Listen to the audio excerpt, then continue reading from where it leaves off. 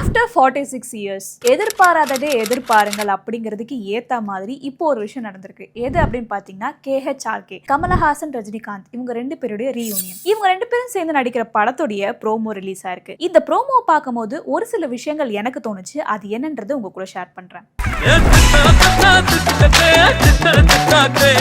இந்த ப்ரோமோடைய ஸ்டார்டிங் ஃப்ரேம்லேயே பார்த்தீங்கன்னா நெல்சன் இருப்பாரு. ஒரு பக்கம் காட்ஃபாதருடைய போஸ்டர், இன்னொரு பக்கம் once upon a time in அமெரிக்காவுடைய போஸ்டர். நம்ம எல்லாருக்குமே தெரிஞ்ச விஷயம், தமிழ் சினிமாவுடைய காட்ஃபாதர் வந்து கமலஹாசன் அப்படிங்கிறது. அண்ட் நம்ம ரஜினிகாந்த் வந்து ஒரு ஹாலிவுட் ஃபிலிம்ல நடிச்சிருக்காரு. ஸோ அதை வந்து சிம்பாலிக்கா ரெப்ரசென்ட் பண்றதுக்காக தான் இந்த ஃப்ரேம் ஒன்று வச்சிருக்காங்க.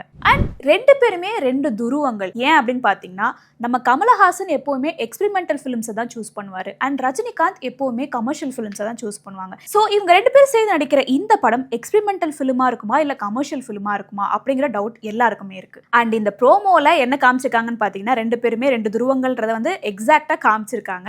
அண்ட் இது வரைக்கும் கமலும் ரஜினியும் சேர்ந்து நடிச்ச எல்லா படங்கள்லயுமே கமல் வந்து ஹீரோவா நடிக்கிறார் அப்படின்னா கண்டிப்பா ரஜினி வந்து வில்லன் ரோல் தான் பண்ணிருப்பாரு. ஆனா இந்த படத்துல ரோல் வந்து ரிவர்ஸ் ஆகுதா இல்லனா ஹிஸ்டரி வந்து ரிப்பீட் ஆகுதா அப்படிங்கறத படத்தை பார்த்தா நமக்கே தெரியும். ஏன் ரோல் ரிவர்ஸ் ஆகுதா அப்படின்னு சொல்லிட்டு நான் கேட்டேன் அப்படின்னு பாத்தீங்கன்னா ரஜினிகாந்த் அவர் பாக்கெட்ல இருக்கிற சாவியை எடுத்து கமல்ஹாசன் கிட்ட தூக்கி போடுவாரு. கமல்ஹாசன் தான் வந்து வண்டியை ஓட்டுவாரு. வண்டியை ஓட்டுறதுக்கு உட்காரும் போதே கமல்ஹாசன் கேட்பாரு, ஓகே யாரு ஹீரோ அப்படின்னு சொல்லிட்டு. யாரு ஹீரோ?